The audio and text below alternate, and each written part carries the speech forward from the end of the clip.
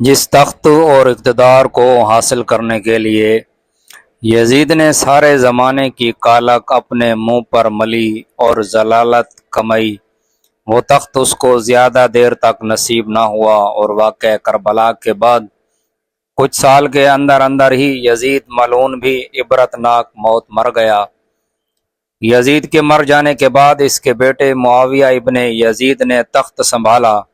جب اس کو پتہ چلا کہ کربلا کے میدان میں امام حسین علیہ السلام کا ایک بیٹا زندہ بچ گیا تھا، تو اس نے فوراً حکم دیا کہ امام حسین علیہ السلام کے زندہ بچ جانے والے بیٹے کو میرے دربار میں حاضر کیا جائے اور اس کی بسم اللہ الرحمن الرحیم۔ محترم ساتھیو، السلام علیکم۔ قتل حسین اصل میں مرگ یزید ہے، اسلام زندہ ہوتا ہے ہر کربلا کے بعد۔ یزید کے لیے، جس کے لیے یزید نے اتنے جتن کیے، وہ تخت تاج تو حسین کے قدموں کی دھول ہے۔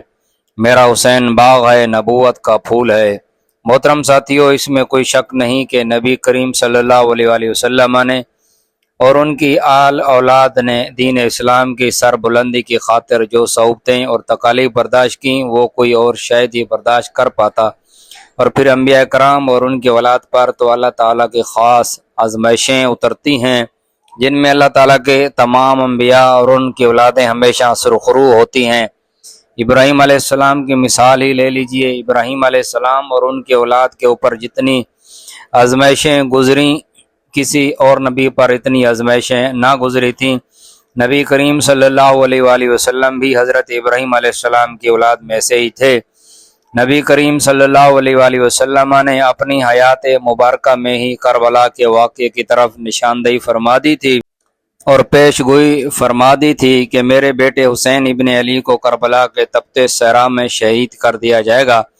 امام حسین علیہ السلام کو بھی اس بات کا بخوبی ادراک تھا، اس لیے امام حسین علیہ السلام نے وقت پڑنے پر نبی کریم صلی اللہ علیہ وآلہ وسلم کے شہر مدینہ کے تقدس کو پامال ہونے سے بچانے کی خاطر مدینہ کو چھوڑ دیا، اپنے گھر کو چھوڑ دیا۔ یزید، جس نے اقتدار حاصل کرنے کی خاطر اخلاقیات کی تمام حدیں مٹا دی تھیں، اللہ تعالیٰ نے قرآن مجید میں مومنین کو آزمانے کے لیے جتنی بھی آزمائشیں اور امتحانات قرآن مجید میں ذکر فرمائے، وہ تمام آزمائشیں یکبارگی امام حسین علیہ السلام پر نازل ہوئی تھیں، جن میں گھر کو چھوڑنا، بیوی بچوں اور اولاد کے قتل ہونے کا خوف، مال کی کمی ہے۔ ایسا کیا تھا جس کا سامنا امام علی مقام امام حسین علیہ السلام نے کربلا کے تپتے صحرا میں نہ کیا ہو؟ روایات میں آتا ہے کہ جب امام حسین علیہ السلام کا سر قلم کرنے کی باری آئی تو کسی بھی یزیدی فوجی کی ہمت نہ ہو سکی کہ امام حسین علیہ السلام کے سر اقدس کو الگ کر سکے۔ ابن زیاد نے پہلے عمر بن سعد کو اس کا حکم دیا تو اس نے اس سے انکار کر دیا۔ پھر شمر نے انعام اور اقتدار کے لالچ میں امام حسین علیہ السلام کی مبارک سینے پر چڑھ کر آپ کا سر اقدس آپ کے تن سے الگ کر دیا۔ اور بعض روایات میں آتا ہے کہ خولی بن یزید وہ بدبخت تھا جس نے شمر کے کہنے پر امام حسین علیہ السلام کا سر اقدس ان کے تن سے جدا کر دیا تھا۔ پھر ابن زیاد نے خولی بن یزید کو امام حسین علیہ السلام کا سر دے دیا اور کہا کہ اس کو ابن زیاد کے دربار میں لے جاؤ۔ روایات میں آتا ہے کہ خولی بن یزید امام حسین علیہ السلام کا سر اقدس لے کر ابن زیاد کے پاس روانہ ہوا، لیکن راستے میں ہی اس کو رات ہو گئی تو وہ امام حسین علیہ السلام کا سر اقدس لے کر اپنے گھر چلا گیا۔ گھر جا کر اس نے امام حسین علیہ السلام کے سر اقدس کو کنویں میں چھپا دیا۔ خولی بن یزید کی بیوی اہل بیت کی محب تھی، اس نے رات کو کنویں میں سے نورانی لائٹیں نکلتی ہوئی دیکھی تو اس نے جا کر کنویں میں دیکھا تو امام حسین علیہ السلام کا سر اقدس اس میں پڑا تھا۔ وہ رونے لگی، صدمے سے نڈال ہو گئی۔ اس نے امام حسین علیہ السلام کے سر اقدس کو نکالا، اس کو غسل دیا، اس کو خوشبو لگئی اور اپنے سامنے رکھ کر اس پر آہو گریا کرنے لگی۔ صبح ہوئی تو اس نے خولی بن یزید کو سخت برا بھلا کہا، لیکن خولی کی آنکھوں پر تو اقتدار کی اور دولت کی پٹی بندھی ہوئی تھی۔ اس نے امام حسین علیہ السلام کا سر اٹھایا اور ابن زیاد کے دربار میں جا کر پیش کر دیا۔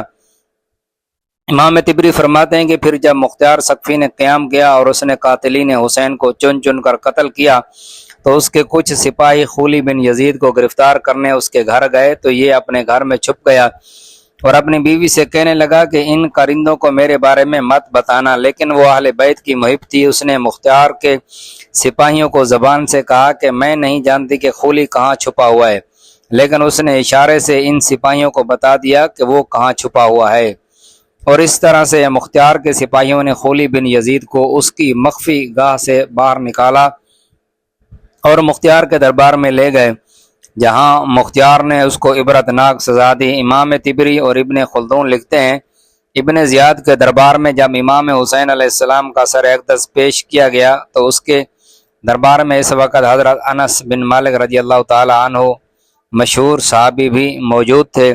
ابن زیاد بات کرتے کرتے امام حسین علیہ السلام کے سر اقدس کو ایک چھڑی سے مارتا تھا تو انس بن مالک رضی اللہ تعالی عنہ کہنے لگے بدبخت انسان، میں نے نبی کریم صلی اللہ علیہ وآلہ وسلم کو امام حسین کے ہونٹوں پر اور چہرے اقدس پر بوسہ لیتے ہوئے دیکھا ہے، تو اس پر چھڑی مارتا ہے۔ یہ سن کر ابن زیاد سخت غصے میں آ گیا، لیکن انس بن مالک اس وقت بہت ضعیف اور بوڑھے تھے، اس لیے ان کو قتل کرنے کا حکم نہ دے سکا۔ کربلا کے میدان میں امام زین العابدین امام سجاد جو کہ امام حسین علیہ السلام کے صاحبزادے تھے، وہ بیمار ہونے کی وجہ سے کربلا کی جنگ میں شریک نہ ہو سکے، اور امام حسین علیہ السلام نے انہیں کربلا کی جنگ میں شرکت کرنے سے منع کر دیا تھا۔ یہ سیدنا زینب سلام اللہ علیہا کے ہمراہ یزید کے دربار میں قیدی بنا کر پیش کیے گئے۔ یہاں پر یزید نے یہ مشہور کر دیا تھا کہ باغیوں کی ایک جماعت کو ہم نے گرفتار کر لیا ہے، لیکن جب امام سجاد زین العابدین نے یزید کے دربار میں اپنا تعارف کروایا اور لوگوں کو یزید کی اصلیت اور اس کی شفاقیت سے آگاہ کیا تو دربار میں موجود تمام لوگ یزید کو لعن طعن کرنے لگے، یزید کو ملامت کرنے لگے۔ جب یزید نے یہ دیکھا تو اس نے مؤذن کی طرف اشارہ کیا کہ اذان دو۔ مؤذن اذان دینے کے لیے کھڑا ہوا تو امام زین العابدین نے کہا جو مجھے نہیں پہچانتے وہ پہچان لو کہ میں محمد صلی اللہ علیہ وآلہ وسلم کا نواسہ ہوں، اور یہ یزید بدبخت ہے جس نے اقتدار کی لالچ میں میرے سارے خاندان کو شہید کر دیا۔ پھر یزید نے اسی بات میں عافیہ سمجھی کہ امام زین العابدین اور ان کے سارے خاندان کو بحفاظت مدینہ منورہ پہنچانے کا بندوبست کیا جائے۔ کربلا کے واقعہ کو کئی سال گزرنے کے بعد جب یزید عبرتناک موت مر گیا تو اس کے بیٹے معاویہ بن یزید نے اقتدار سنبھالا۔ معاویہ بن یزید اپنے باپ کے برعکس شخصیت کا حامل تھا۔ یہ خوف خدا رکھنے والا، عبادت و ریاضت میں مصروف رہنے والا شخص تھا۔ اس نے خلافت سنبھالتے ہی اعلان کیا کہ میں یہ خلافت جو کہ خاندان اہل بیت اور آل رسول صلی اللہ علیہ وآلہ وسلم کے خون سے رنگی ہوئی ہے، اس کو قبول کرنے سے انکار کرتا ہوں۔ بلکہ بعض روایات میں تو یہ بھی آتا ہے کہ معاویہ بن یزید نے امام زین العابدین علیہ السلام کو خط لکھا اور انہیں کہا کہ خلافت کے صحیح حقدار آپ ہیں، آپ آئیے اور آ کر اپنا یہ تخت سنبھالیں۔ لیکن امام زین العابدین نے کربلا کے واقعہ کے بعد ایسی چپ سادھ لی تھی کہ وہ دنیا سے الگ ہو گئے تھے۔ ان کے سامنے کھانا پیش کیا جاتا تو رونے لگتے، اتنے آنسو بہاتے کہ کھانے میں ہی ان کے آنسو شامل ہو جاتے۔ انہیں بہت کم ہنستا ہوا دیکھا گیا تھا۔ ان کے صاحبزادے امام باقر علیہ السلام نے ایک بار پوچھا کہ ابا جان آپ ہنستے کیوں نہیں؟ تو انہوں نے کہا کہ میری ان آنکھوں نے کربلا کے میدان میں جو دیکھا ہے میرے بیٹے، اگر تم دیکھ لیتے تو تمہاری یہی ہنسی چھن جاتی۔